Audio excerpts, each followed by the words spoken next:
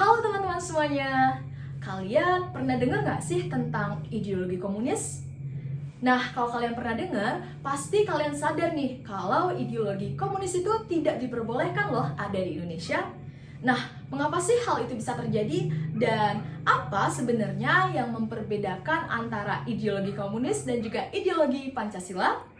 Maka dari itu di sini saya, Niko Mamberlian Apriliana, nomor absen 29 dari kelas 11 MIPA 10, akan menjelaskan mengenai perbedaan antara ideologi komunis dan juga ideologi Pancasila.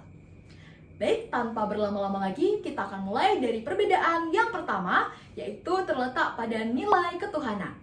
Dalam ideologi komunis, itu pemerintah tidak mempedulikan apa agama yang dianut oleh masyarakatnya, atau lebih tepatnya pemerintah tidak peduli bahwa masyarakatnya itu mau menganut agama ataupun tidak, sehingga banyak masyarakat dari negara-negara komunis itu tidak menganut agama atau yang sering disebut dengan ateisme. Sementara dalam ideologi Pancasila itu sudah dipastikan bahwa pemerintah itu menjunjung tinggi nilai ketuhanan. Hal ini bisa kita lihat dalam Pancasila, yaitu pengamalan sila pertama. Bunyinya apa ya? Ya, benar banget, yaitu bunyinya adalah ketuhanan yang Maha Esa. Selain itu, hukum dasar juga mengatur mengenai nilai ketuhanan, di mana nilai ketuhanan itu diatur dalam pasal 28E ayat 1 yang berbunyi, setiap orang berhak memeluk agamanya masing-masing dan beribadat sesuai dengan agama dan kepercayaannya masing-masing. Baik, kemudian ada perbedaan yang kedua, yaitu terletak pada hak asasi manusia. Nah, jika teman-teman perhatikan nih, kalau di ideologi Pancasila itu sudah pasti menjunjung tinggi adanya hak asasi manusia. Sementara dalam ideologi komunis itu tidak ada penjunjungan tinggi terhadap hak asasi manusia. Mengapa demikian? Karena dalam ideologi komunis itu pemerintah tidak peduli mengenai apa aspirasi ataupun pendapat yang disampaikan oleh masyarakat. Sehingga jika ada masyarakat yang memiliki perbedaan pendapat ataupun ingin menyampaikan saran yang menurut pemerintah itu kurang tepat, maka pemerintah bisa saja langsung mengeksekusi masyarakat tersebut atau bisa juga dilakukan pengucilan.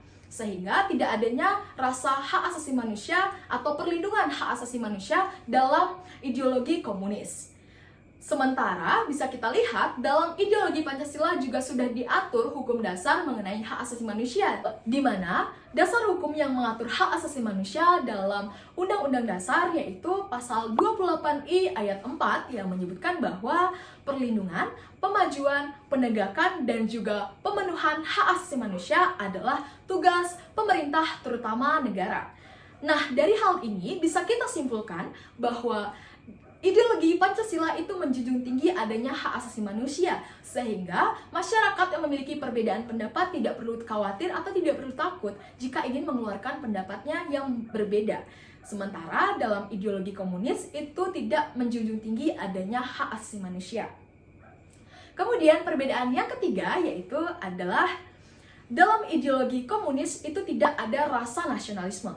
Nah, jika kita telah lebih lanjut, ketika hak asasi manusia itu sudah tidak ada, pastilah rasa nasionalisme itu berkurang atau bahkan tidak ada. Maka dari itu bisa kita simpulkan nih, dalam ideologi komunis itu tidak ada rasa nasionalisme. Berbeda dengan ideologi Pancasila, di mana ideologi Pancasila itu sudah menjunjung tinggi adanya hak asasi manusia, sehingga masyarakat yang berada dalam ideologi Pancasila tersebut bisa lebih menghargai dan menghormati keputusan negara, sehingga mereka akan memiliki rasa atau semangat nasionalisme. Kemudian perbedaan yang terakhir atau yang keempat yaitu adanya partai politik.